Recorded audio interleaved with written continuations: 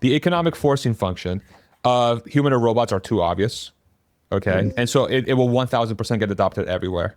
You know, like the use case I always think about is like, okay, there's got to be a way to use human or robots at scale. Like when they're, between 20 to 50,000 per unit. Like, why can't I start up a business that goes into like the bottom 20% communities that have just been completely destroyed because of, in the United States as an example, because of all the factories leaving those places. I've done a lot of road trips to the United States. There's a lot of parts in the United States that are completely and totally run down because of those jobs leaving, and then people just live in despair. So if people live in despair, your cities and towns are going to crumble. Okay, now that labor is going to be $3 per hour physical, okay, let's go into those places and revitalize them.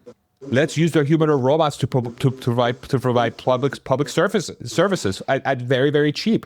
Make the parks clean, rebuild a lot of the homes, rebuild a lot of the stores. Okay, start bringing these places to life and shows like, hey, listen, this is one of the best things about human or robots and technology and AI is that we can literally build things from scratch again in places that need help the most because the costs are not going to be prohibitive anymore. That's one of the beautiful things about this technology, right? Yeah. The flip side is going to be political parties that are going to go at the people that have lost their jobs because of AI, your drivers, your laptop class that can't adjust to, say, a new field that more closely aligns with their natural talent. Then you're going to have a political party that says, these motherfuckers went after you. Okay, it's their fault you can't get your way. And so the question becomes, how big of a number is that? And what is the threshold? What is the threshold where that becomes a disruptor versus a thing we can deal with and sort of like move forward from? That's what I've been trying to analyze and figure out. Is like, what is the likeliest? Like if there are enough human or robot companies that go into like downtrodden areas to fix it and people can see it firsthand, it's like, no, these fucking politicians are lying to me. Like, this is actually going to be good for me. If more of those things happen, then the opposite will be fine. So I can imagine that like in US, when there were the wildfires or all the others catastrophes, where there were the Starlink dishes deployed and people had communication on the internet. So in a similar way, if you have, let's say, 1,000 or 5,000 robots coming in the catastrophe field and help the people to get things clean. And I for sure can imagine like Musk, the Musk industry, Elon Musk, thinking about this and also try to help with this Starlink. So if the robots are there, you can also help with the robots. And I think then the sentiment could shift dramatically, something like this. 100%. Yeah. The robot companies or the governments, the political parties or whatnot, they have to buy those votes. You have to get those votes somehow. And if that's providing universal basic services or whichever. 100%. Yeah, Dave, go ahead. This is a great discussion. This is exactly what I wanted. I'm not too tech savvy, so pardon my ignorance on some of these button pushing. No problem. But this is really great. And I would like to hear Farzad comment on Elon Musk's statement that there will not be universal basic income. There will be universal high income.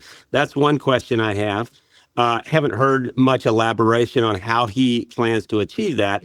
And then the other thing that I would like to note, not a question, is just that it appears to me that Elon basically took a look at government and said, golly, this is unfixable. I'm going back to technology.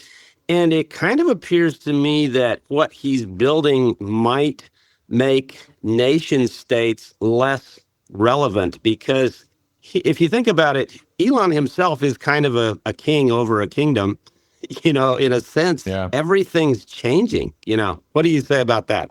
I think that's a phenomenal comment, and I couldn't agree more. Like, where my head goes with that is like this guy is going to build his own design of what a civilization should look like, and he's going to use Mars as the proof point.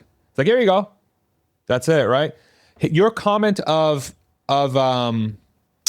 of universal high income for everybody, I'm in the same exact boat. I'm trying to figure out, okay, so like what Elon's really good at is like setting a vision at the end that's very likely going to become true, but then the steps there are oftentimes very hazy. And this is one of those for me where it's like, I'm trying to, this discussion that we're just having, that is like, okay, how do we get to universal high income outside of just like universal high income sort of implies that the percentage of the society that will not conform to this new future will also take part of that universal high income.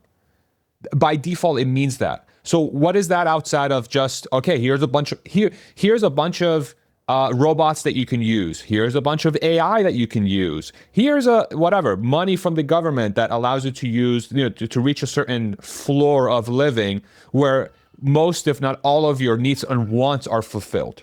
Right. And so there's so much capability out in the world that even the person with the most needs and wants that is not willing to work for it, their needs and wants are going to be met.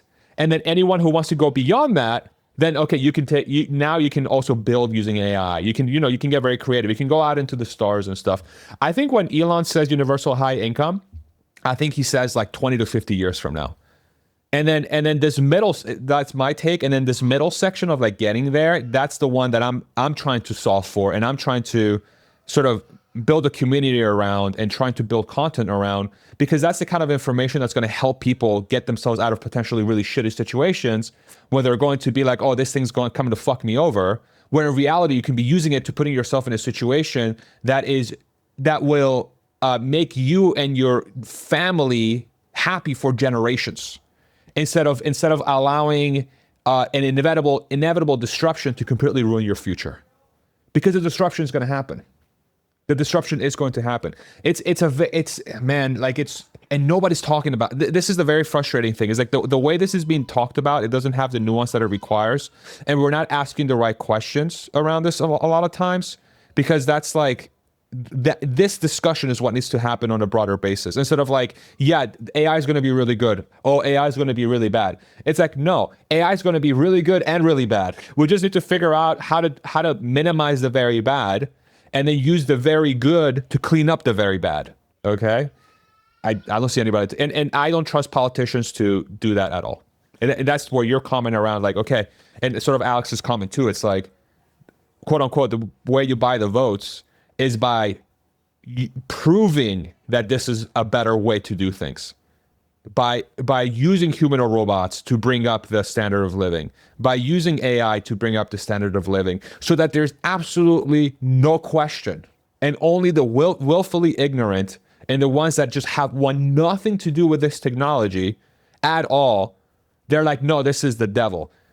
But if you can get that to like 1%, or let's say 5% of 5% is probably too big, 3% of the population or less to think that way, you'll be fine. That's inevitable, right? So it's about creating an exception, just minimizing the exceptions, minimize the exceptions, and use AI to prove that it's good. Don't just talk it, show it. Like FSD is the perfect showcase of this, right? Like from my perspective, it's obvious that there's going to be really cheap transportation at scale. That's going to be way safer than a human. So we're going to reduce deaths, and we're going to make it very easy and very cheap to transport goods and services, goods, services, humans from point A to point B. And so it's going to make building new cities a lot cheaper. Building cities that are centered around self-driving technology, those are going to be optimized for getting people out of the house to where they want to go. And it's going to reduce the friction for humans to be together. And when humans get together physically, humans are generally much happier. This is going to have a very positive long-term effect. Huge, but we actually have to do it. It actually has to happen. And it can't be like a thing where only Tesla investors become super rich and everyone else is like, you took our fucking job and you kept the technology to yourself. That's a risk. That's a risk, right? I was trying to look at this from first principles. And if Elon wants Mars to succeed, Earth has to have sustainable abundance. It's the only way that Mars can happen. So working with that, I was like, there are sovereign wealth funds out there. And if you looked at Elon's net worth and you're like, if that was a Mars sovereign wealth fund. He wants to build it. He wants to have that control of the robots, that 25% that he's going for in the next 4 to 6 years, or whatever it is. He wants to have those robots, and then have enough say. Like Severin was saying, he's building something that makes nation states seem less relevant. If you look at Grok and that replacing jobs, and Optimus and that replacing jobs, you're like, you can provide, not money is tough, but universal basic services like your shelter, your food, your energy, and your comms. Like Musk Industries can provide that, but it does also feel like the supervillain arc. When you have a droid army, you're getting in and out of people's thoughts and using super intelligence and Grok to augment. You're pumping Grok directly into your neurons with a Neuralink chip, so that you can have that super intelligence. But like it does feel like a supervillain arc. And if you do have at Mars Colony Sovereign Wealth Fund, it has to act like a benevolent dictator. Like it's hard to see it with the freedom and that we enjoy today. Great comments. Another element of income or providing for people's needs is housing. That's obvious.